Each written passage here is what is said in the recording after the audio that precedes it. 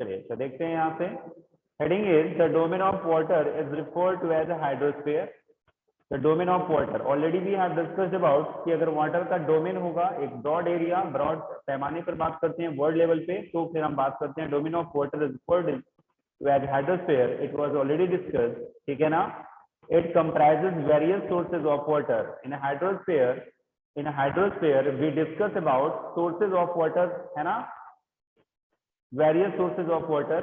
तभी तो हाइड्रोस्फीयर देखते हैं हम, है ना, different various sources of water, right, like reverse, है ना, ओशन, सीज, ये देखिए आगे दिया हुआ है।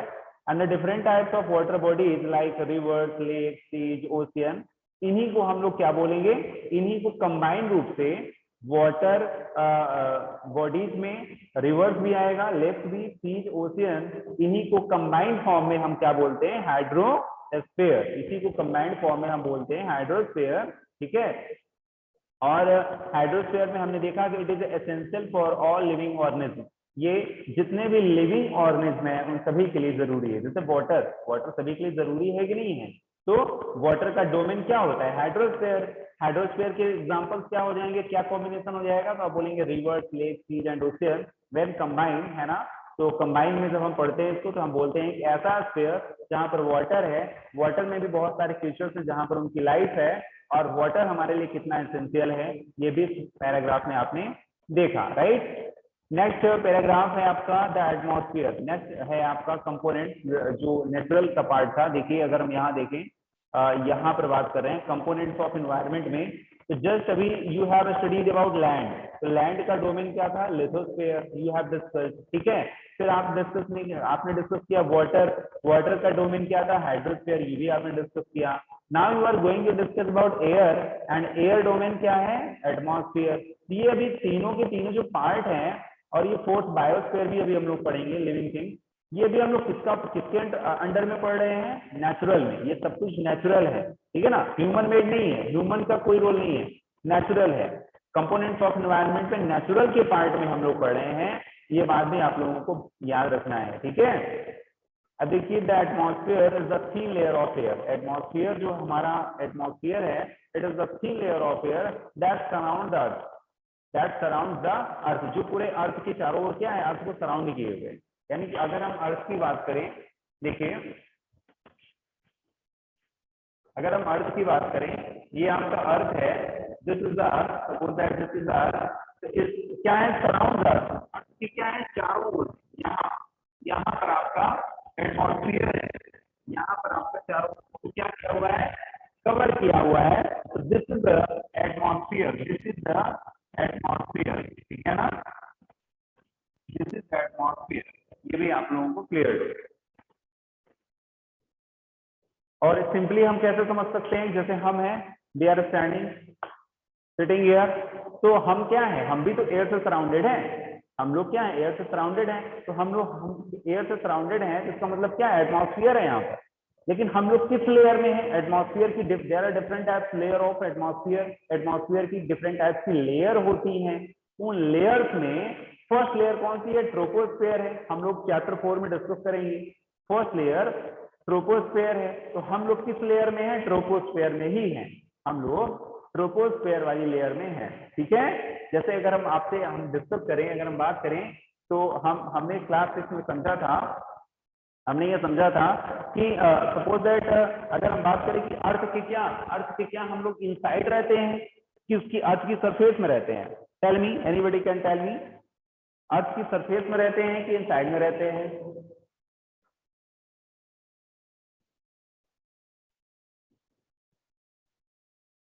बताइए। हम अर्थ के इनसाइड, हाँ, आप सभी का जो आंसर है वो टोटली रॉन्ग है, गलत है। सर सरफेस, सरफेस में रहते हैं हम अर्थ के, है ना, हम अर्थ की सरफेस में है, यहाँ पर है हम अर्थ में।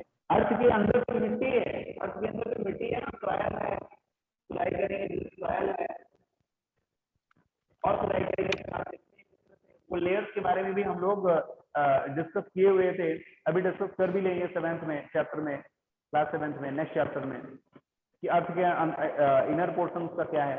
अर्थ के अंदर हम लोग नहीं सर्वाइव कर सकते ना, खुदाई कर, हम लोग अर्थ के अगर इनसाइड हैं तो फिर हम लोग सन को कैसे देख पाते हैं? सन, अगर हम लोग यहाँ खड़े हैं, हम लोग सन को देख रहे हैं, Yes, sir. सन हम वॉच कर रहे हैं, इसका मतलब हम लोग अर्थ के ऊपर हैं, तभी तो हम लोग स्काई को देख पाते हैं, स्टार को देख पाते हैं, है ना?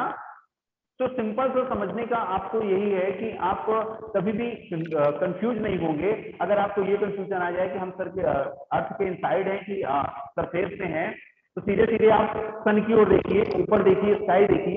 If it is visible, so it seems that we are standing in surface, we are living in surface of the earth. हम लोग सरफेस में रहते हैं, अर्थ के अंदर नहीं रहते हैं, ठीक है ना?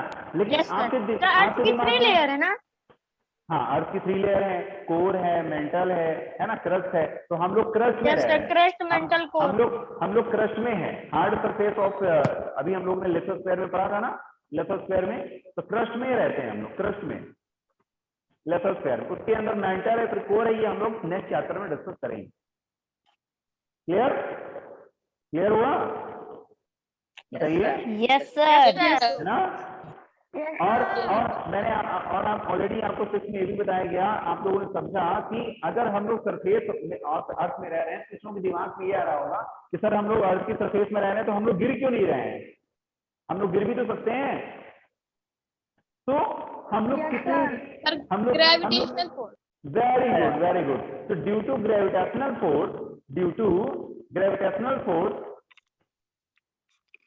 ग्रेविटेशनल फोर्स के कारण ही हम लोग क्या है, वी आर स्टैंडिंग स्मूथली, हम लोग यहाँ बड़े आराम से स्मूथ है।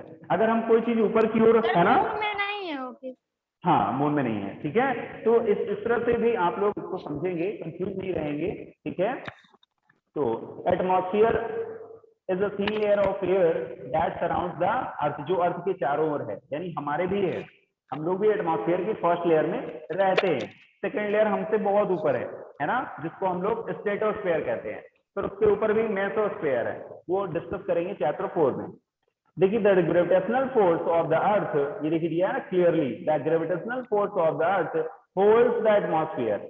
अगर ग्रेविटेशनल फोर्स ना हो तो ये एटमॉस्फेयर में जो एयर है ना, ये भी कहीं चली जाएगी।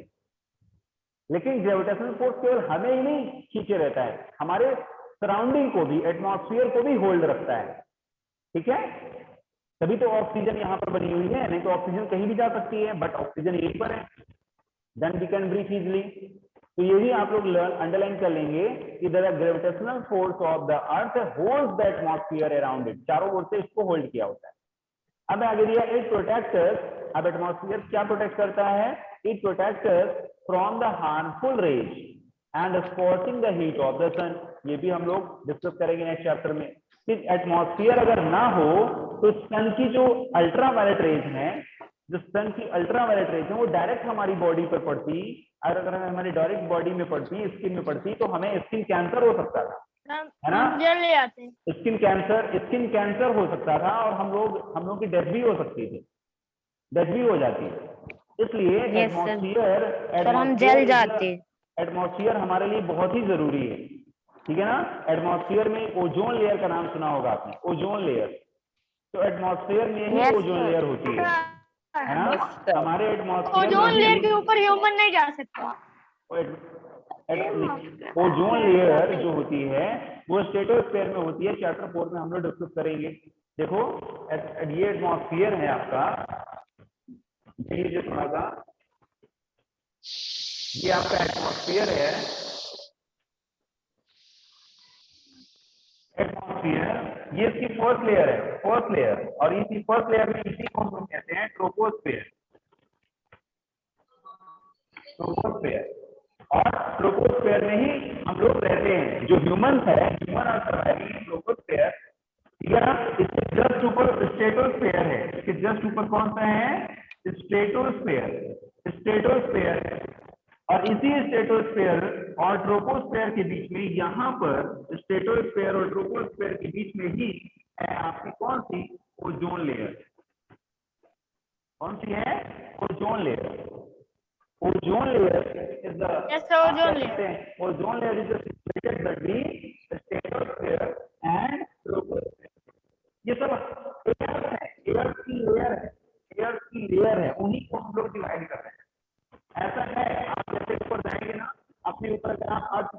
जस्ट ऊपर आप जाना शुरू करें तो 18 किलोमीटर तक जाएंगे, तो 18 किलोमीटर के ऊपर आपको स्ट्रेटोस्फीयर मिल जाएगा। स्ट्रेटोस्फीयर में आप लोग कहाँ जाएंगे, 50 किलोमीटर तक जाएंगे। अगर यहाँ 50 किलोमीटर तक पहुंच गए आप, उसके ऊपर जाएंगे तो फिर यहाँ आपको मेसोस्फीयर मिल जाएगा।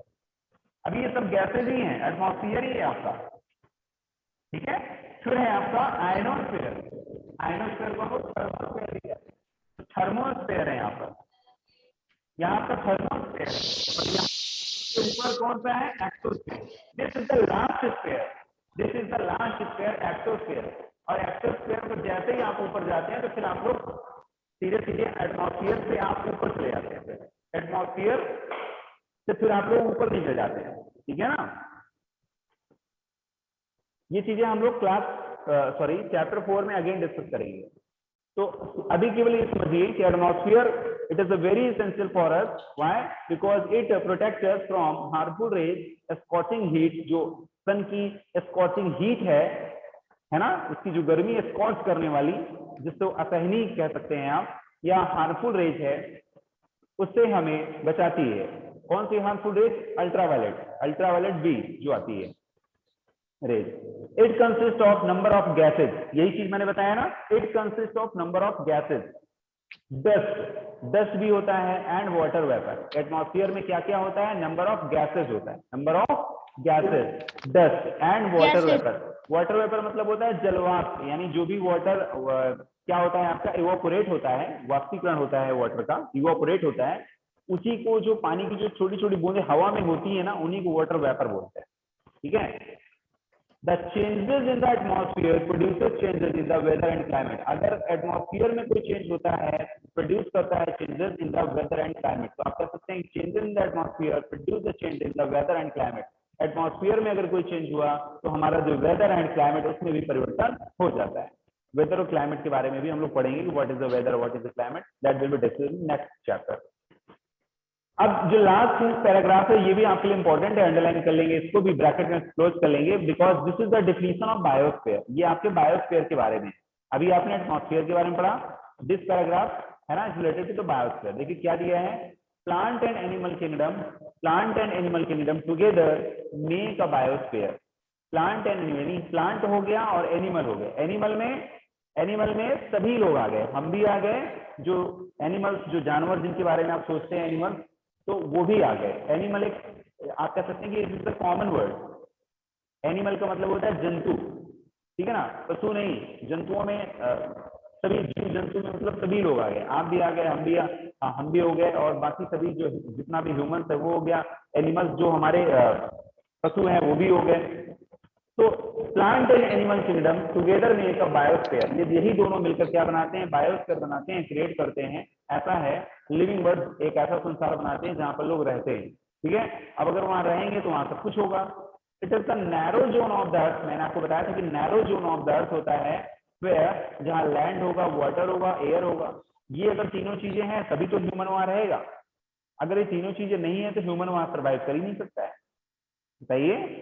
प्लांट लैंड भी चाहिए उसको, वाटर भी चाहिए, एयर भी चाहिए, और ये तीनों क्या होते हैं, आपस में इंटरेक्ट करते हैं, interact with each other to support life. अगर लाइफ सरवाइव करना है तो तीनों आपस में इंटरेक्ट करेंगे, ठीक है। जैसे आप जिस प्लेस में रह रहे हैं, तो आपका जो घर है वो लैंड में आपका घर बना हुआ है, वाटर का यूज करते हैं आप, एयर लेते हैं, ब्रीथ करते हैं। सो इट मीन्स आप बायोस्फीयर में हैं, ठीक है ना। बायोस्फीयर में आप किसी एक ही स्फीयर में सर्वाइव नहीं कर सकते। नेक्स्ट हेडिंग है आपकी, what is an ecosystem. Ecosystem क्या है, देखिए क्या गिवन है यहाँ पर।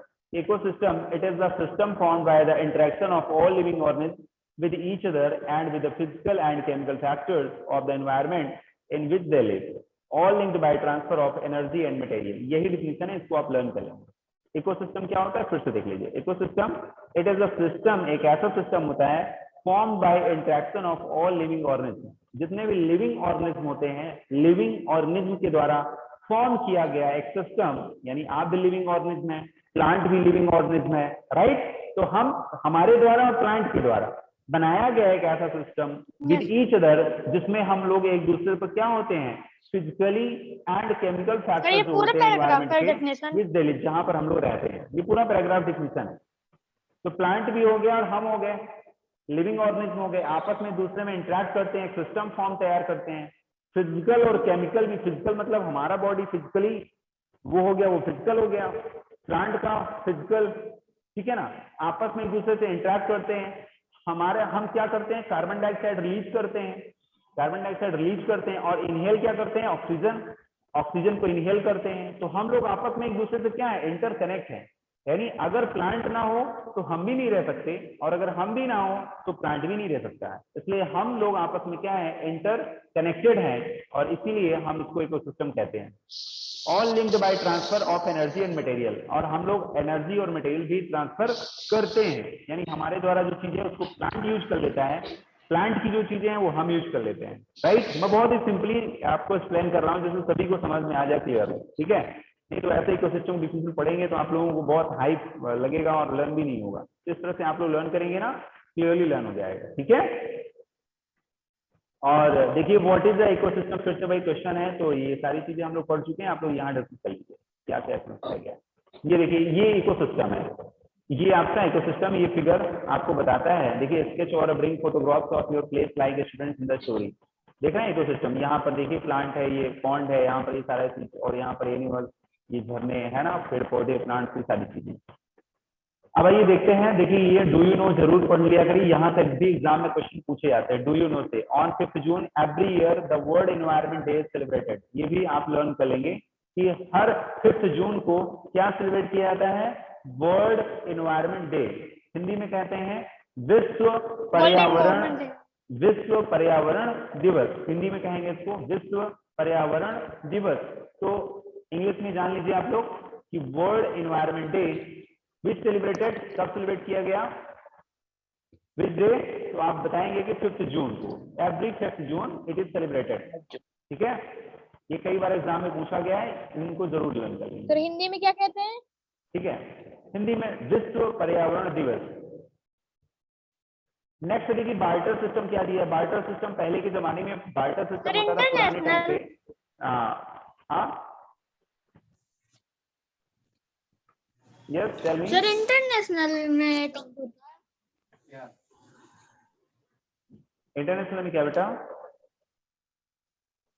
World environment day, world environment day मतलब, सर ये इंटरनेशनल में काउंट होता है, बिल्कुल बिल्कुल इंटरनेशनल में काउंट होता है ये वर्ल्ड एनवायरनमेंट डे, ठीक है। नेक्स्ट है आपको बार्टर सिस्टम।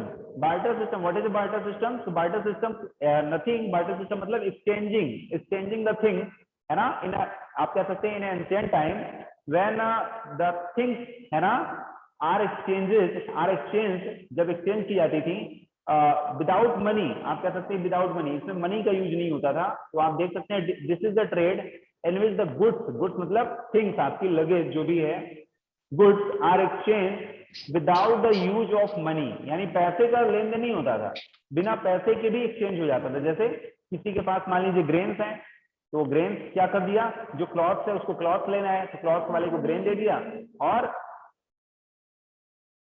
उसको क्लॉथ मिल गया। इस तरह से एक्सचेंज हो गया ना, जिसके पास क्लॉथ है उसने क्लॉथ में, उसको ग्रेन चाहिए वो ग्रेन ले लिया, जिसको क्लॉथ चाहिए उसने क्लॉथ ले लिया, एक्सचेंज हो गया, पैसे की जरूरत ही नहीं पड़ी। ये तो बहुत अच्छी बात है ना, पैसे बिना पैसे की जरूरत के काम हो गया। तो this is the barter system, यही बार्टर सिस्टम था। गाँव में यस सर अभी भी किसी किसी गांव में ऐसा होता है, अभी भी होता है, बिल्कुल होता है।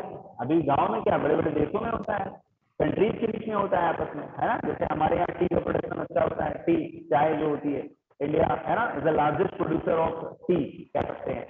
तो जब सर राइस देकर भी ले लेते हैं, सबसे ज्यादा यहाँ पर टी होता है ना, तो उसका हम लोग क्या कर देते हैं, उसको एक्सपोर्ट कर देते हैं बाहर, उसके बदले में इंडिया कुछ और ले लेता है दूसरे कंट्री से, ठीक है। इस तरह से आज भी होता है बार्टर सिस्टम। Yes sir. अब देखिए ऑल प्लांट, ये भी वही दिया है आपका, लेकिन थोड़ा सा एक्सप्लेन है ना, इकोसिस्टम का ही part. All plant animals and human being depend on their immediate surrounding, depend on their immediate surrounding. ये मैंने आपको ऑलरेडी अभी क्लियर किया हुआ है कि कैसे हम लोग डिपेंडेंट हैं। जैसे ऑक्सीजन, वी नीड ऑक्सीजन, तो from where we need, plant से, है ना, from plant we need oxygen, सब प्लांट से, सब प्लांट से है ग्रेन, ना, हाँ हम लोग करते हैं। और हम लोग क्या रिलीज करते हैं? कार्बन डाइऑक्साइड, CO2, है ना, CO2 भी बोलते हैं कार्बन डाइऑक्साइड को, है ना, उसका केमिकल जो नेम है। और कार्बन डाइऑक्साइड किसको चाहिए? हमें चाहिए क्या? CO2 हम तो रिलीज करते हैं, बाहर निकालते हैं, रिलीज। कौन किसको चाहिए? प्लांट को। इसका मतलब हम लोग आपस में क्या है? हम लोग आपस में इंटरडिपेंडेंट हैं। तो वही बात इसमें क्लियर है कि all plants, animals and human beings depend on their immediate surrounding, often they are also interdependent on each other. ये बात समझ में आई किस तरह से इंटरडिपेंडेंट है? This relation between living organisms as well as relation between the organisms and their surrounding form an ecosystem. यही जो हमारा रिलेशन है क्या फॉर्म करता है? इकोसिस्टम फॉर्म करता है। तो this is the second definition of ecosystem. पहली डिफिनेशन तो आपकी यहाँ है इकोसिस्टम की, आप चाहें तो इसे लर्न कर लें, अगर आपको इजी लग रहा हो तो you can learn this definition, otherwise you can learn from this definition.